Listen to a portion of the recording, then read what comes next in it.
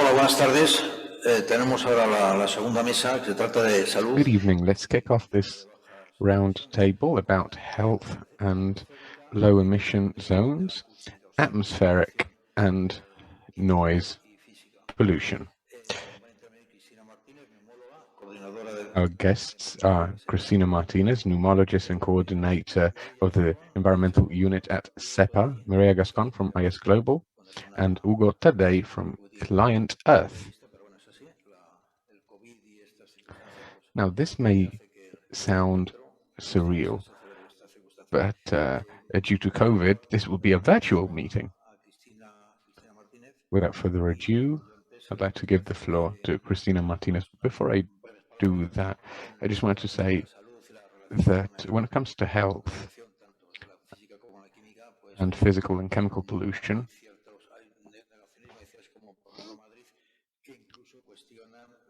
there are some people out there, for example, in Madrid, who even question the fact that people are dying from this. In a sort of negationism, some people seem to believe that the scientific community shouldn't really be worried about this. It's truly surreal.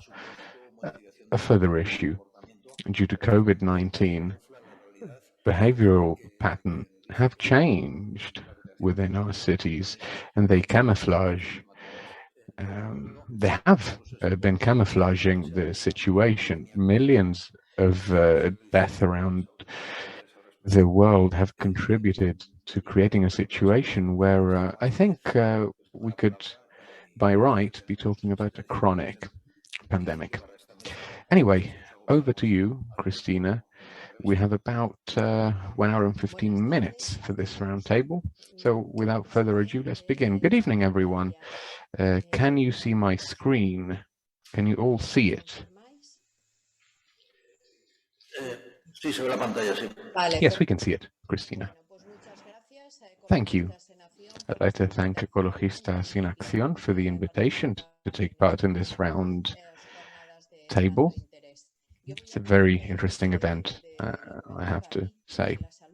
So today I'll be talking about my speciality, health, in relation to pollution in cities. I'll be giving you a quick overview of the topic. Let's start by talking about the definition of health. Now, the WHO does have a definition, but it's quite old.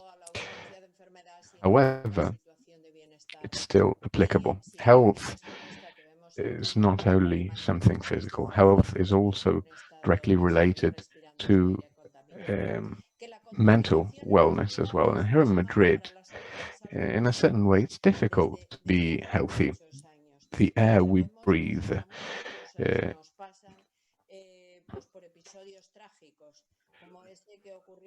is poor quality. Now, what is the situation abroad? Sorry, Cristina, we can't see your presentation. Sorry to interrupt.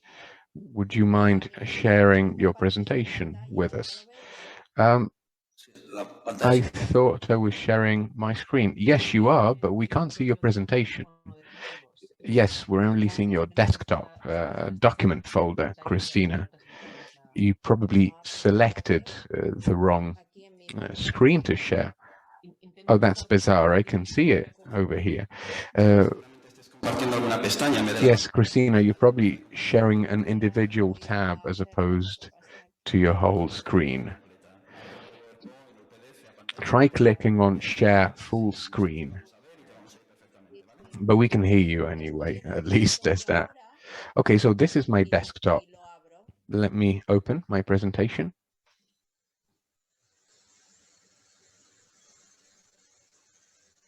¿Lo veis ahora? No se abre.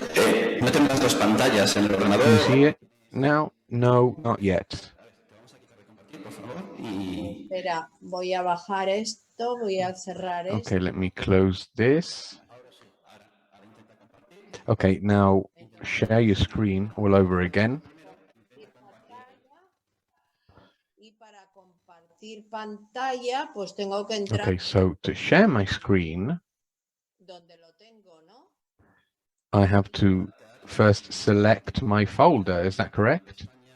No, you have a number of options in front of you, don't you? Full screen, share tab, click on share full screen. No, okay, let me try this. Y entonces, pues aquí. Here it is. ¿Se ve? Can you see it? No, we can't see it. Okay, let me click on share here. No, that's not the right button. Click on Alt on your keyboard, hold it down, and then press Tab. Yes, hold it down and then press Tab. No, doesn't seem to work. Okay. A ver, espera.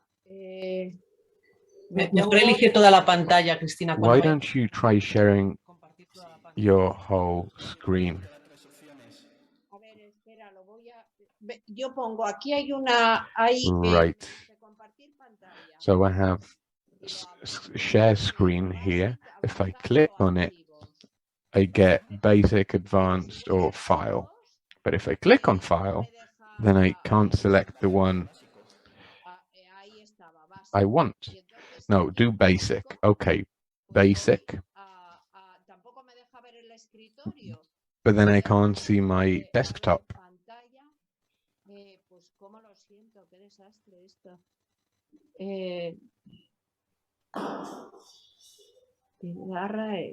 Antes le pongo compartir.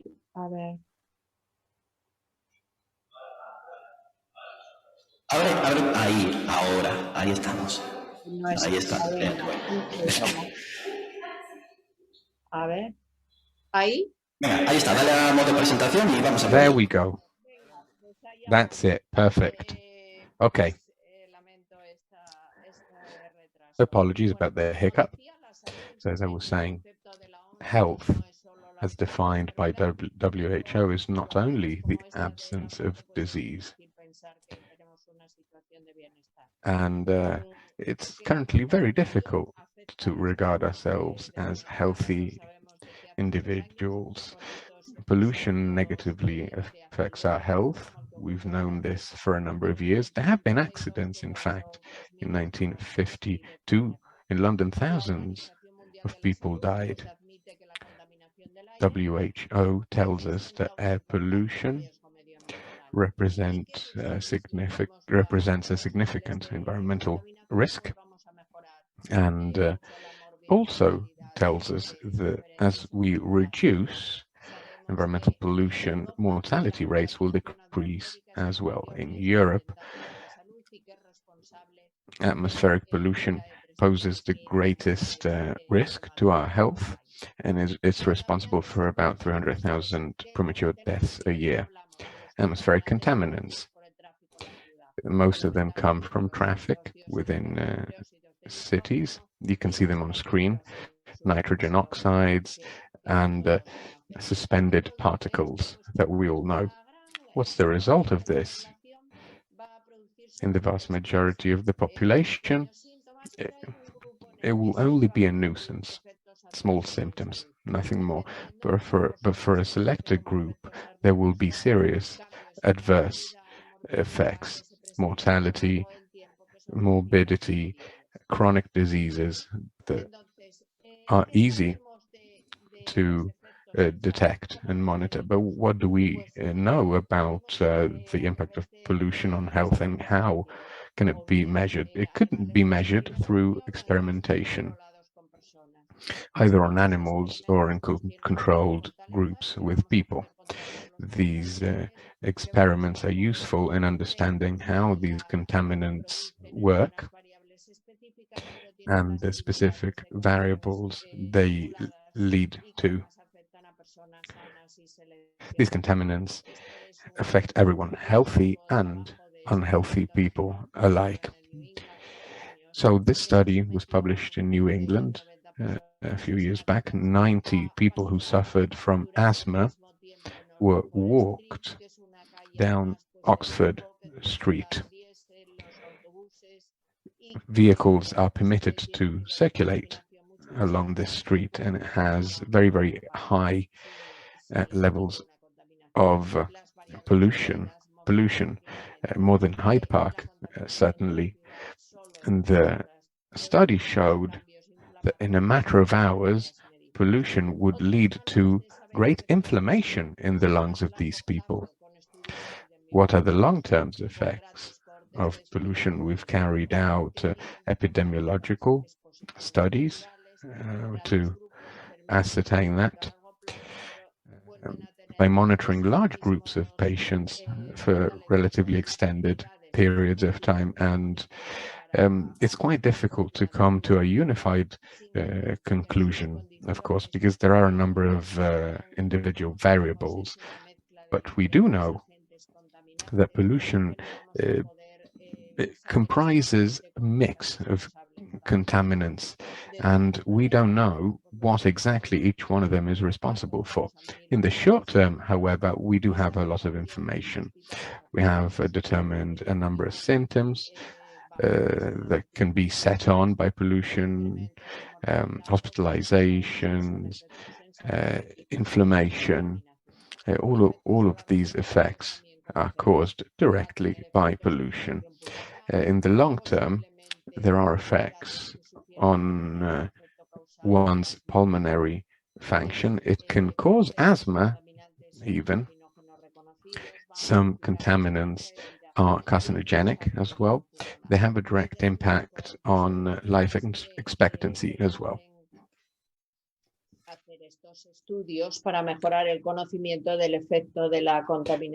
We're currently conducting more studies to find out more.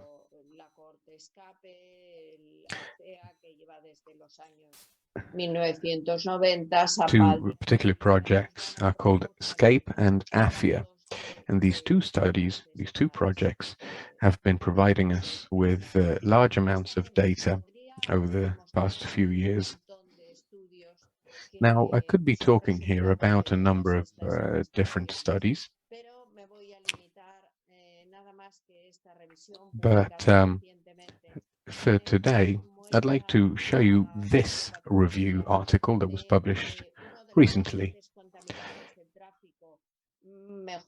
This study addresses suspended particles specifically.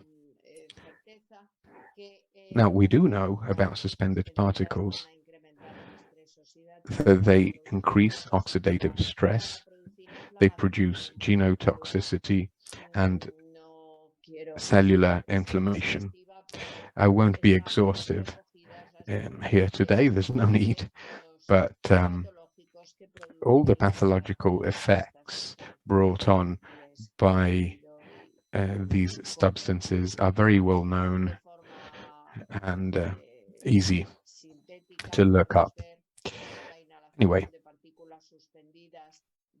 we can see here that when we inhale these particles, our organism is affected in two ways. It's affected in terms of alveolar capacity and also at the level of the blood vessels, where it causes inflammation. It also increases the production of macrophages within our bodies. Interestingly, it also causes inflammation in the brain, neuroinflammation. It inflames nerves in and around our airways as well. And we have another study here carried out by IARC. IARC has recognized suspended particles as a contaminant that is directly responsible for lung cancer. Lung cancer, as you know, has one of the highest mortality rates of all cancers and all causes of death in the world. So basically, we do know that atmospheric pollution is chiefly produced by traffic, and the direct result is an increased mortality rate and increased morbidity, lung cancer, pneumonia, diabetes, high blood pressure, deep venous thrombosis, strokes, a significant increase in cardiovascular diseases. And pollution also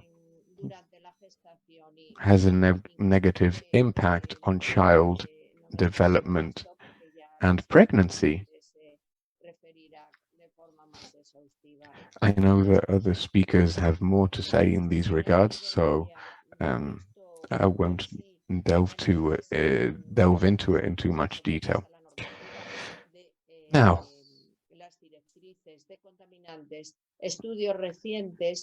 recent studies have shown that even low levels of contaminants pose a threat. They can still cause lung cancer, and they can still cause obstructive chronic lung diseases. So we do have a lot of evidence that pollution leads to diseases. But we also know at the same time that the absence of pollution has a positive impact on health. Several studies conducted with adult control groups have shown that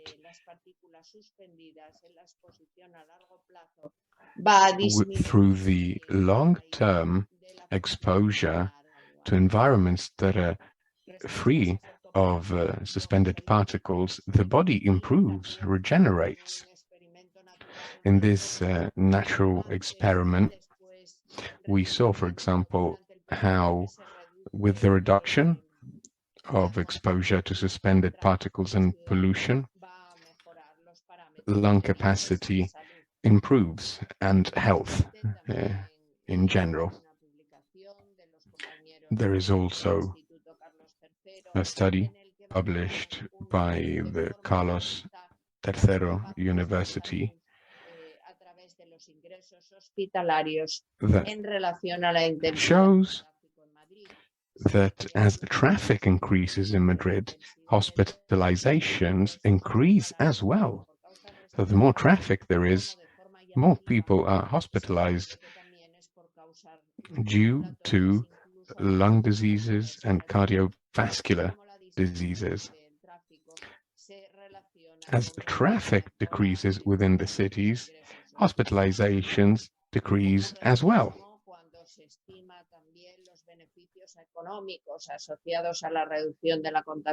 The same happens really to the economy. As traffic decreases, morbidity decreases as well, and the financial cost of treating these diseases also goes down.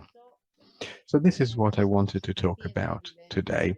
We have more than enough scientific evidence that atmospheric contaminants deriving from traffic in cities have a negative impact on health. We also have evidence that as exposure to these contaminants decreases, our health improves. And that comes, of course, with positive financial repercussions within our societies. And as a result, it is recommendable that we adopt measures with a view to tackling this invisible threat, a threat that we often tend to underestimate. And then if you have questions, I'll be happy to answer them. Thank you, Cristina.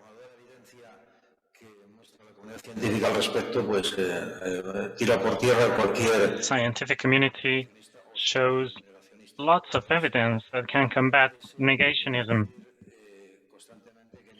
We need to constantly say that not a single level of pollution is ever good. And the threshold level for NO2 has been surpassed. and is an issue and a challenge to the whole human population. And thank you very much, Cristina. Now we'll listen to Mireia Gascón from ISGLOBAL, and let's start. Good afternoon to you all. Can you see my screen properly? Yes, we can see it. And the next slide you can also see, right? Yes. So good afternoon to you all. I think Cristina offered a very good summary of the impact of pollution on health. Here, I'll be a little bit more specific and talk about child health, but I'd like to reflect on how we came to this presentation. At ISGLOBAL, we've been carrying out research on how we design our cities and towns, whether we are having no cul-de-sac, well-connected streets, good transportation, public transportation, that impacts our behavior, how we go from one place to another, whether we take the car, we walk, and all that exposes us to a series of pollutants that can result in disease or even early death, as Cristina was saying. And basically, our conclusion from all our research, and as you also have mentioned previously in this conference, is that we should dispose of cars in our street, not just because it is a pollutant factor, not just petrol-based cars, but also electric cars emit particles when they activate the brake, when they slow down. So it's not just about air pollution, but also noise pollution, occupation of public space. That's the case of Barcelona, for example. 65% of the public space in Barcelona is occupied by private cars, even though a much lower percentage of trips are done by using cars. So alternatives such as bicycles or scooters should be promoted, spaces for children and old people, and then the greening of spaces in cities is a positive aspect, helping reduce pollution, enhancing mental health. So the key is to dispose of cars. And then I would like to focus on air pollution. Let's think about Barcelona. 53% of total pollution can also be due to other sources, such as maritime transport, sea transport, in the case of Barcelona, air transport, industry. But 53% of pollution is due to cars. And we know that there's an exposition to cars which is much higher than to other sources of pollution, such as sea transport. It's not so close to the citizen, whereas cars are very close to us, private cars. When we are walking in the street, we are directly exposed to pollution coming from cars. So here we can see an exponential reduction of exposition as soon as we get away from that source of pollution. You can see that in the graphic, and vice versa. So cars are very close to us, and we need to get away from them as much as possible. And according to the study we carried out in Barcelona, even though children only devote 6% of their time in the day to move from home to the school, they absorb 20% of pollution, air pollution, within that time frame. They spend 8 hours at home, And comparatively, that exposition for them is 20%. So we see that in those displacements of children from home to school, they are highly exposed to that pollution. And as Cristina was saying, pollutants can get to our blood flow and to our brains and other parts of our body with the very serious consequences that she mentioned. So before even being born in the womb, there's an impact, a very remarkable impact. Exposition during pregnancy is the most influential for pulmonary exposition for children to pollution. We saw that it was even more important than postnatal, post-birth exposition for children. Let aside other bad consequences such as low weight when being born, etc. And as you can see here, also respiratory health can be affected and neurodevelopment can be affected. Within the BREATHE project, we studied more than 600 children in schools. They were doing a couple of tests within 1 year so that we could study their neurocognitive function and their development. And we saw that in those schools most polluted, the most polluted schools showed children with a worse performance, as you can see in this figure, point 1. And on top of that, the register of work of children showed that their development was much lower than in the case of children in schools that were not so polluted. So we see that demographically, this is a very significant result, namely the impact of air pollution in children's performance at school. We could also determine the origin of the particles that were emitted in this study, and those coming from traffic were the only ones impacting on the neurodevelopment of children. So traffic caused pollution was behind these different impacts. And the results related to the attention paid by children to their tasks was impacted as well by the level of pollution. And having said all that, I think we've got enough evidence from a health-based point of view to say that we need measures. But there are also other aspects that make us say we need to protect our children against air pollution. There are other issues, for example, lack of safety in the streets, traffic-related accidents that could be fatal to children, lack of spaces for children to play and develop and be autonomous. Then obesity is also an issue. In Spain, we're talking about 40% of obesity rate in the case of children.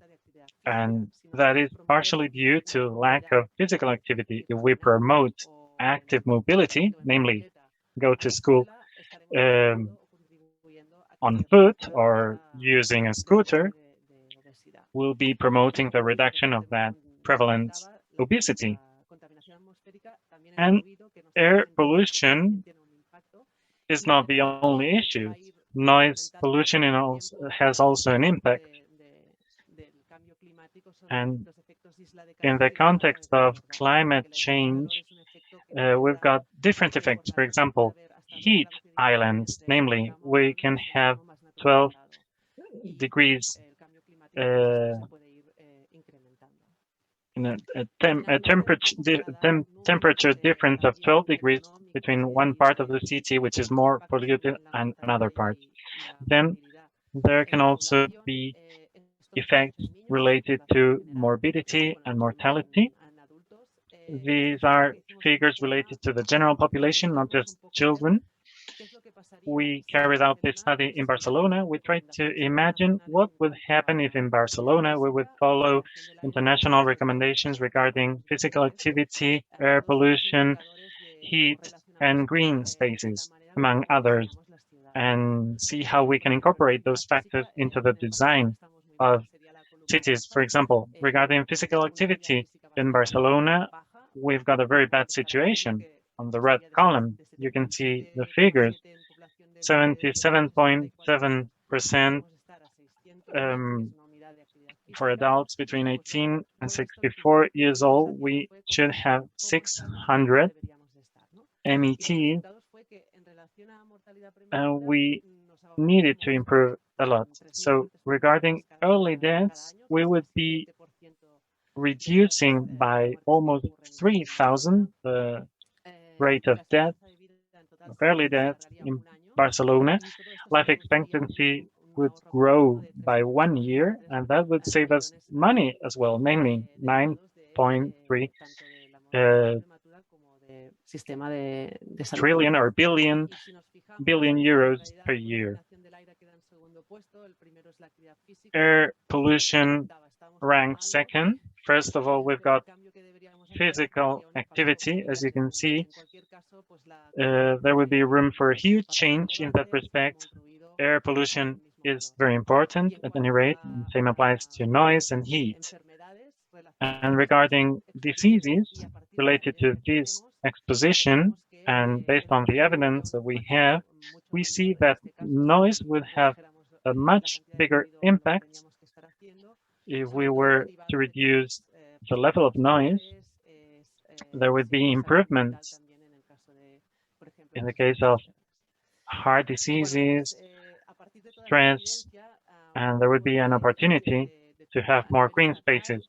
So, based on this evidence, at country level, we have the seminar for child mobility. We are different professionals, not just from the healthcare sector, but also people coming from the administration sector, focusing on mobility, etc.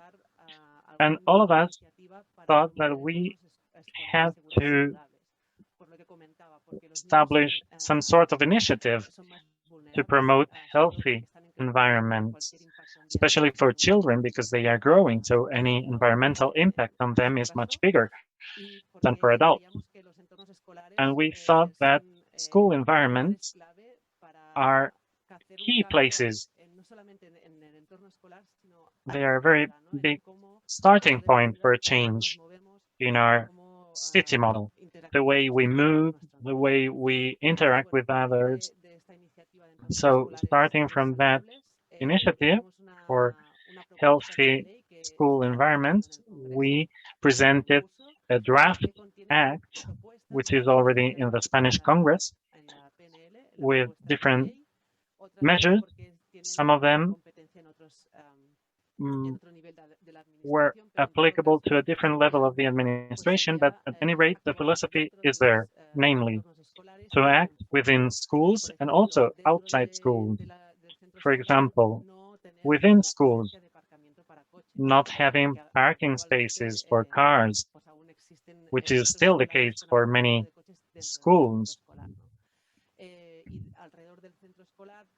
And around the school, establishing restrictions for parking cars, promoting bicycles.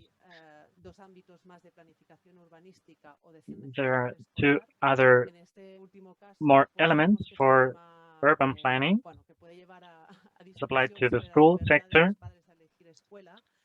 This could have some impact on the freedom of parents to choose their school, but we think that the right to health is much more important than the so-called right to freedom, free choice of parents. For example, let's think of a family that can travel 10 kilometers in order to get to a school, they prefer, but in that case, we will be promoting private cars. However, if we promote the choice of a school in closer areas to the place of residence, we will have a better model of mobility. We also have this initiative, and we also have a tool that allows municipalities to evaluate themselves. It is not so much about pinpointing a particular municipality and to say they are not doing things right, because actually no one is doing things perfectly, but rather to make those municipalities to evaluate themselves, and after 2 or 3 years to reevaluate themselves and see how their improvements took place, how they perform. So at the end of the day, the goal is for us to raise awareness that cities and towns are not very welcoming for children and that we need to act. We've got 11 indicators in this initiative, and we are still piloting the initiative. So towns and cities should be giving us a specific answer to each indicator, and we want them also to tell us whether the indicator was useful in order to evaluate whether their cities offer safe, healthy, and welcoming places. We also established some checking list with a statistical base for those evaluations. We also have a list of good and bad practices. If anyone wants to contribute with ideas, we'll be welcoming them. And thank you very much. And I would just like to say that change is possible. We've got very good examples, for example, in Seoul, where a change from private car to people-based societies was possible. And that would be all. Thank you very much for your exposition and for your words, says the speaker in Catalan. And we would like to say that 20% of the pollution breathed in by school pupils, sorry, is due to that time frame. And there's also an initiative promoting alternative pathways for children to get to school that are more environmentally conscious, let's say. And Barcelona was a pioneering city in that respect, and let's hope that that initiative spread. So let's get now to Hugo Taddei. He'll be talking about legal aspects and in this respect, situations, success stories. So we welcome Hugo Taddei. The word. Okay. Thank you. Breathing healthy air is a fundamental human need. We've seen it now in the presentation from Cristina and Mireia. But it is also a fundamental human right. It is acknowledged in European law, but unfortunately our governments are failing to protect people from the impacts of pollution. And I'm strongly convinced that as citizens and NGOs, we can take an active role and take legal action to make sure that our governments protect us from the impacts of air pollution. Thanks everyone. I'm Hugo Taddei. I'm a legal expert with Kleinschert.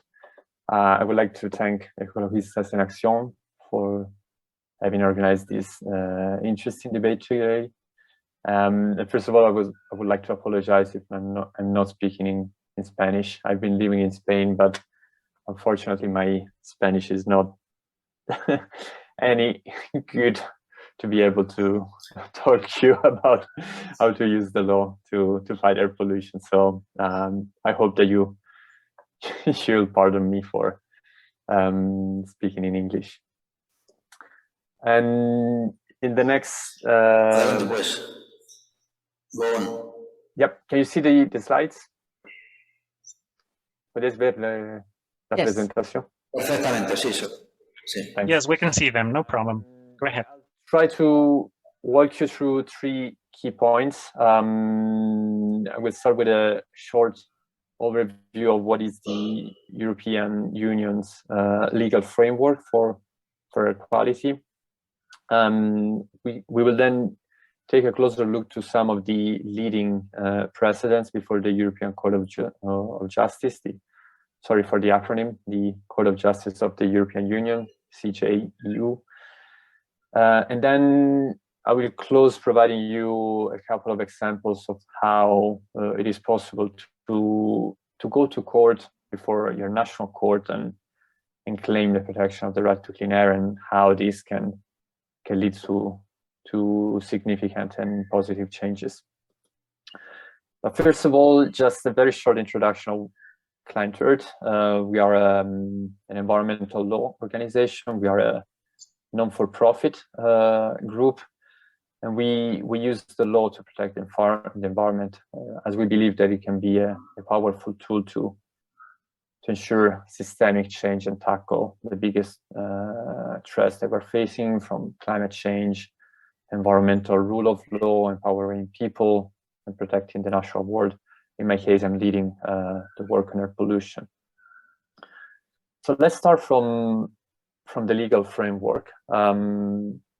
I promise that I will try to be very quick, because it can get quite boring if you're not a lawyer. But let's see. The key legal instrument in the European Union to regulate levels of pollution is the so-called Ambient Air Quality Directive. It's a directive from 2008. And there are 2 main parts in the directive. The core of the Ambient Air Quality Directive is about fixing limit values. Limit values are maximum concentration of pollutants, so for particulate matter or nitrogen dioxide. And the directive fixes maximum concentration and requires member states to ensure that levels of pollution are below these limit values. This is a very clear and easy obligation to understand. But there are also a number of procedural steps that the directive requires member states to comply with in order to achieve with the substantive part of the directive. So there are provision on monitoring. There are rules about where monitoring stations should be placed in cities. There are rules about provision of information. It is very important that the public is informed when levels of pollution are too high, or about what is the status of the air that they're breathing every day. And there is a crucial part on the procedural part of the directive, which is about so-called air quality plans under Article 23. And this is a very important provision, because it says that when the limit values provided under Article 13 are exceeded, member states are obliged to put in place air quality plans containing all adequate measures that will bring compliance in the shortest time possible. It is, as you can understand, the shortest time possible is a flexible concept, but it's a very strong requirement. It doesn't leave the possibility to delay compliance in future.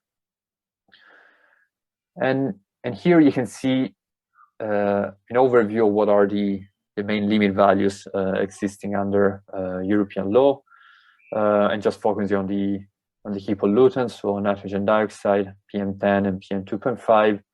And usually for each pollutant, you will have a short-term obligation, which may be from maximum concentrations during 1 hour or 1 day. or longer term limit values, which are for annual limit values. And both type of limit values are important because the short-term one address acute effects of air pollution, so the effects that you will experience immediately. For instance, the example of people walking in Oxford Street that immediately developed negative impacts on their lungs.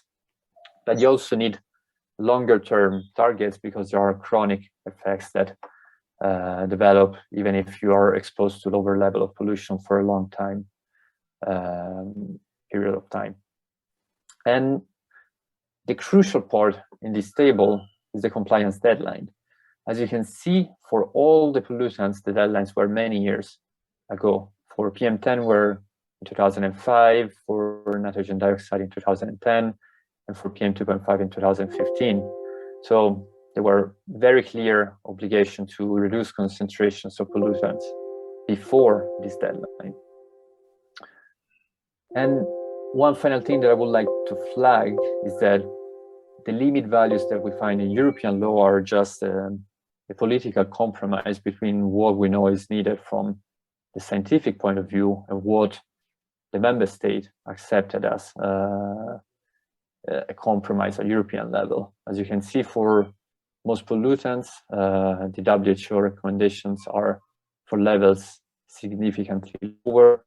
And a couple of weeks ago, the WHO published new guidelines, which are even more stringent. So that the gap between scientific knowledge on air pollution and what we have in terms of legal limit values is only growing at the moment. And to close on the legislation, the final thing to consider is that now the European Commission is working on a wide-ranging zero pollution action plan, which includes also objectives to reduce the impacts of air pollution on population in Europe, and to revise the Air Quality Directive and align it more closely with the WHO recommendation. And here in this slide, you can find the link to do two important things. There is now an open public consultation until the 16th of December on the new Air Quality Directive. So I will invite everyone to express your opinion on how ambitious the European Union should be on regulating air pollution. And in November, there will be an important event in Madrid, the Clean Air Forum, where these aspects will be discussed. And now let's stop discussing about general points. So we have binding limit values that entered into force many years ago, and member state had long time to introduce policies to comply. So if the law will be completely respected, we will expect levels of pollution at the very least to be below the limit values in European law. Unfortunately, the reality of the right to clean air is drastically worse than what we can expect. So if we take a look into the annual air quality reports published by the European Environment Agency, we can see widespread exceedances of the limit values all across Europe. For PM10, for instance, you can see that there are very serious exceedances, all the orange and red dot in Central Eastern Europe and Italy. And the situation is similar also for PM2.5. And not much differently for nitrogen dioxide, which is closely related to emissions from diesel and traffic in cities. You can see that mostly all big cities all across Europe have a very clear red dot marking an exceedance of the legal limits.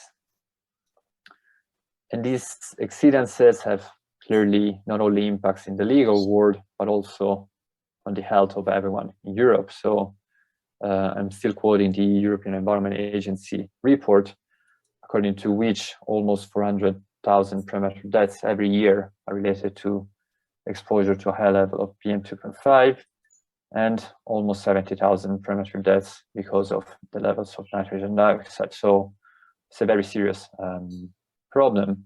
And that's where we started to think that there must be a way of holding government accountable and forcing them to comply with these rules and make sure that they protect people.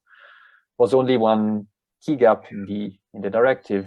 The directive, unfortunately, doesn't say anything on whether citizens can go to court to take action and force action from governments. The good news is that there are a number of very clear decisions issued by the Court of Justice of the European Union in the field of the Air Quality Directive that provide very strong basis for citizens to go to court. The first is a leading case on air quality in Europe, which is the so-called Janecek case. Mr. Janecek was a member of the Green Party living in Munich in the Landshütter Allee, which is one of the most polluted roads in Munich. And this case was even before this directive was under previous European law. But Mr. Janecek decided to go to court and ask the government to adopt short-term action plans to reduce levels of PM10. The action went through all the levels of the German legal system and then reached the European Court of Justice that clarified that citizens have a right to clean air. They have a right to take action when governments are failing to comply with air quality laws. The second one is a case that Klein Third brought in the UK, and this was a case that we started in 2010, immediately after the entry into force of the limit values for nitrogen dioxide, when 40 out of 43 zones all across the UK were breaching the limit and projected to remain in exceedance for many years.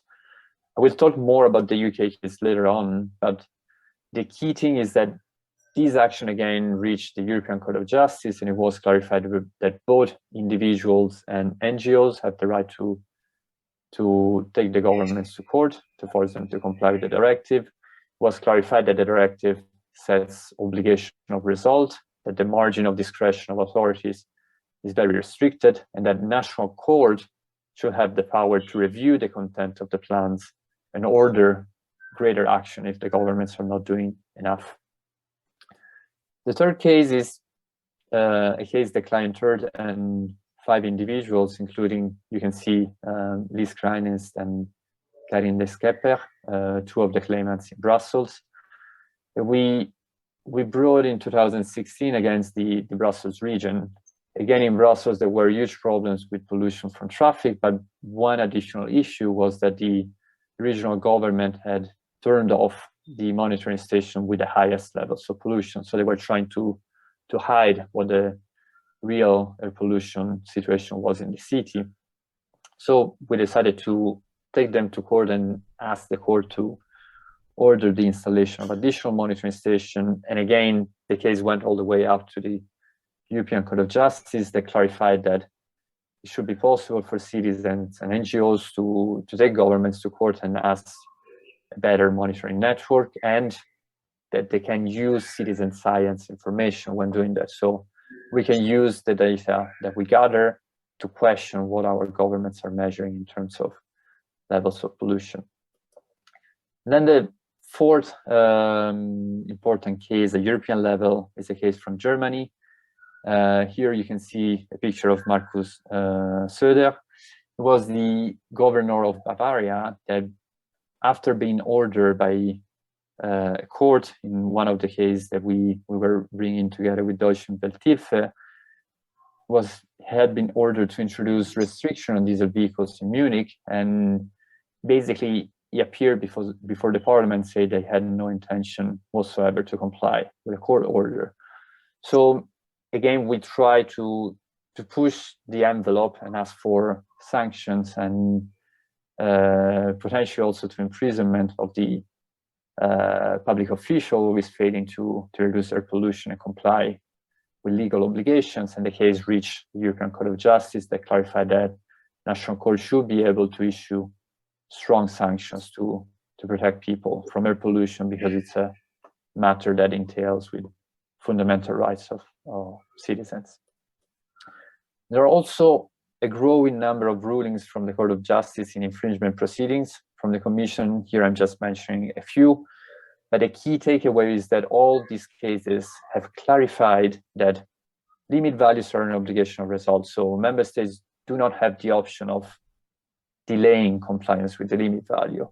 And the Court of Justice clarified that the discretion of authority is very narrow.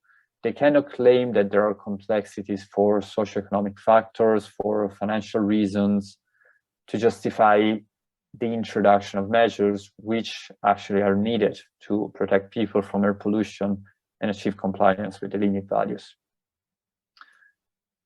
So using all this precedent from the Court of Justice, which are binding all across Europe, a growing number of citizens all across Europe are actually going to court.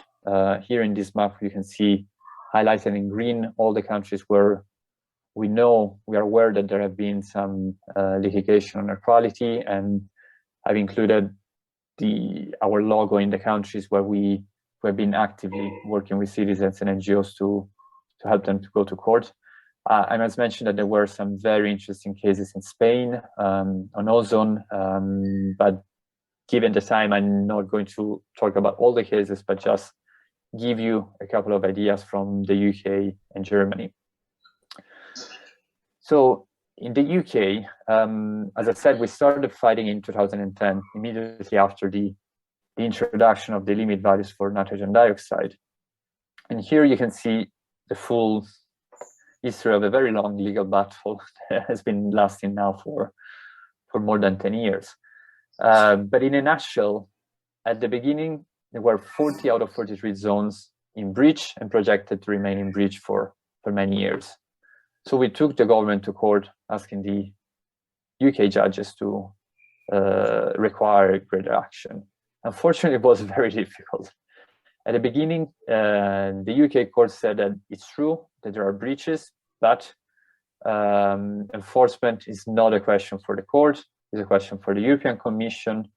And the judge was a bit hesitant because he said, if I were to issue an order against the government requiring, for instance, restrictions on traffic, introduction of low emission zone, this will raise serious political and economic questions which are not for the court.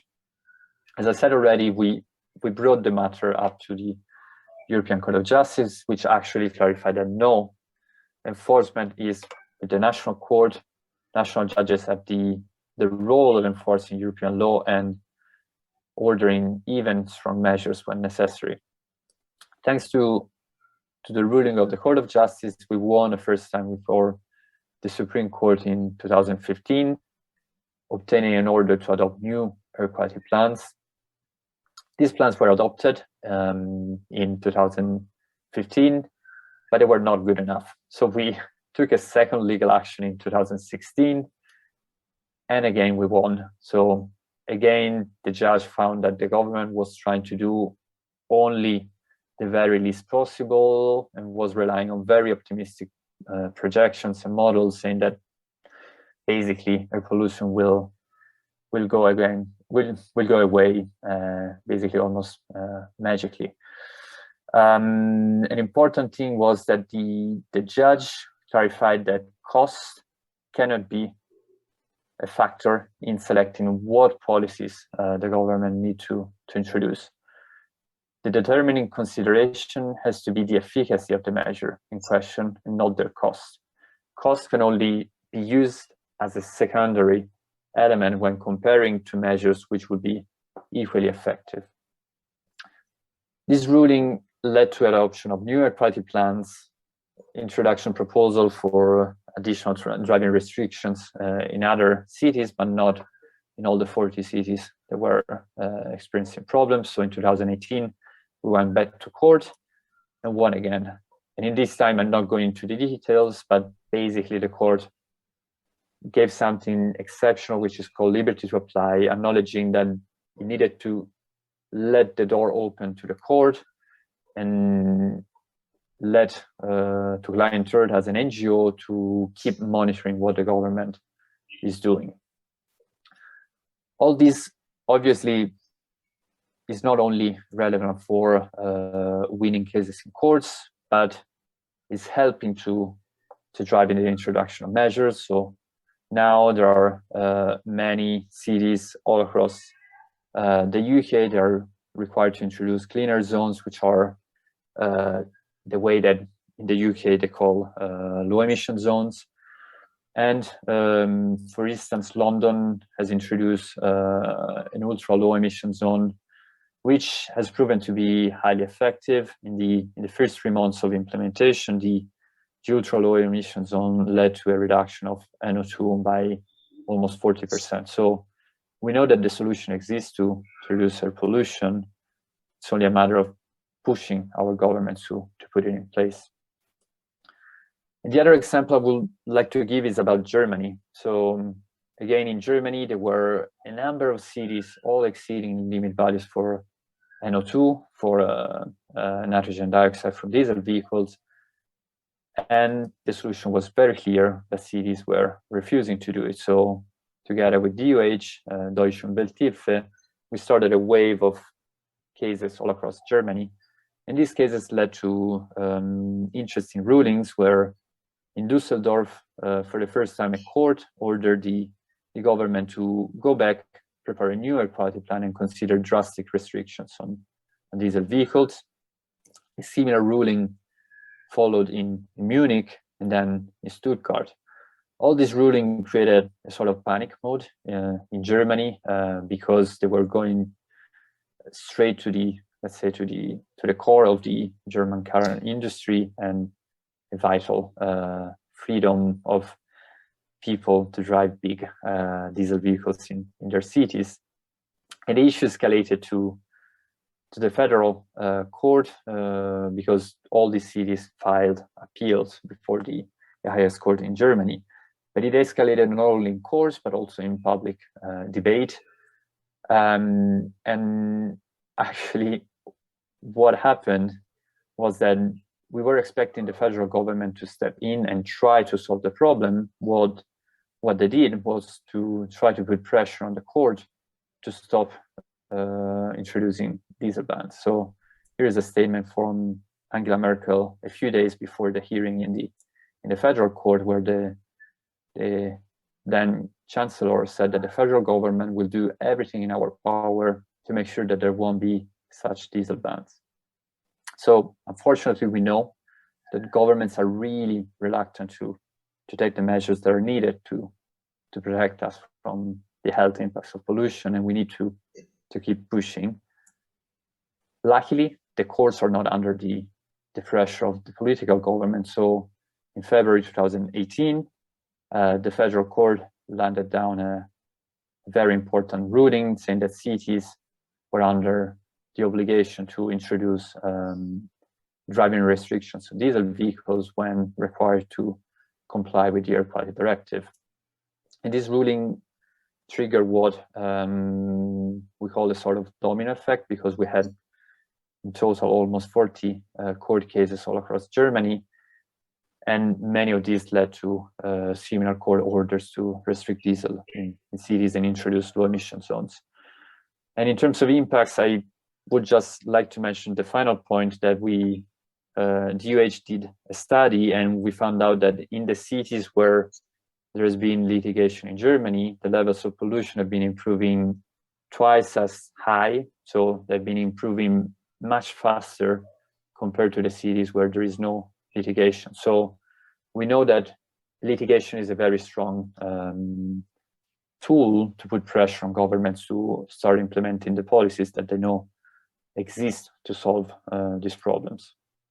So concluding, we have a very clear legal framework for air quality, which sets down binding rules to protect people from air pollution. But unfortunately, many years after the introduction of these rules, there are still widespread exceedances. We know, however, that litigation by individuals and NGOs can be a key driver to ensure the adequate action is taken to fight pollution, and that national courts can really play a key role in protecting the fundamental right that everyone has to breathe healthy air. Thank you very much.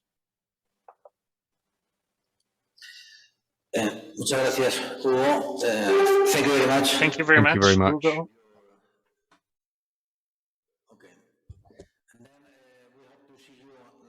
In the meeting in Madrid next November.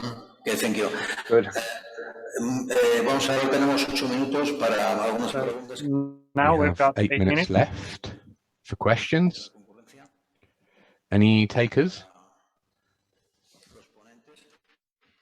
Are there any questions for our speakers? As a side note to what's been said so far. Adelante. Oh, please.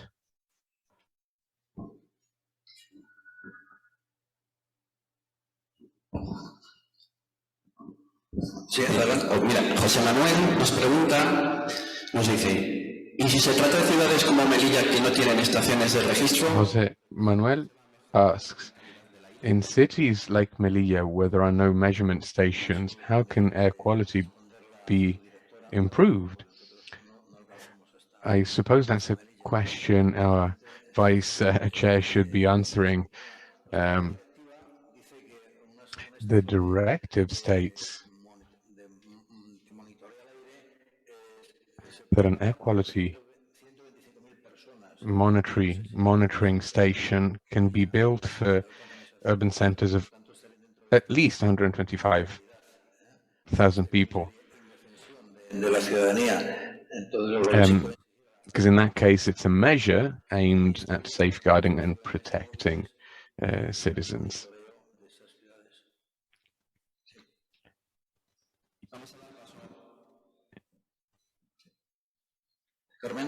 Carmen, did you want to take the floor? No, Hugo wanted to chime in. Please, Hugo. What is important is, as I mentioned in the Brussels case that we brought, it has been clarified that you can take action if the authority is not measuring air pollution properly. So there are some rules about when the monitoring station is required, and it depends on what levels already exist.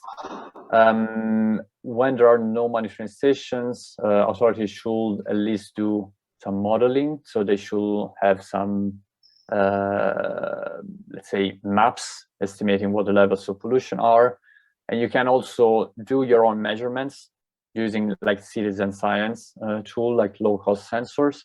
And you can use those data. If those data flag that there is a problem, you can bring them to the authority and ask them to install a monitoring station or to take measures to reduce pollution.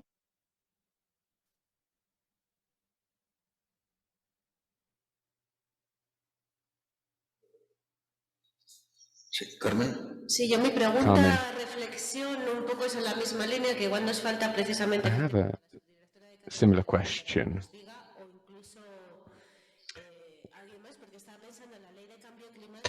Our law on climate change, in its Article 14, talking about low emission zones, it forces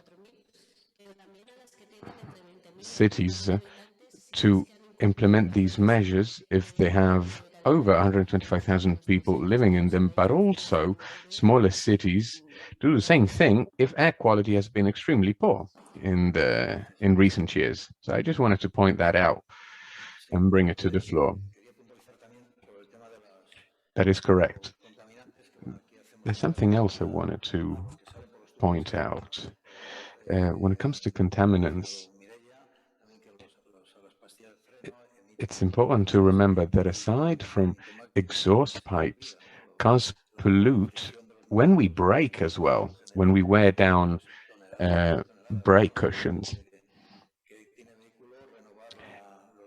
And as a result, it's very important for private vehicle owners to change their tires regularly, change their brake fluid regularly, even if you have an electric car. Even electric cars can pollute. Also, another thing, a number of schools that are close to large roads are exposed to noise pollution, to physical and chemical pollution. And that factor affects the health of these children. It can affect the cognitive and physical development of these children. That should also be taken into account. Are there any more questions? Well, in that case, we have 1 minute to spare. So let's move on to the next round table. Thank you very much for listening. Muchas gracias.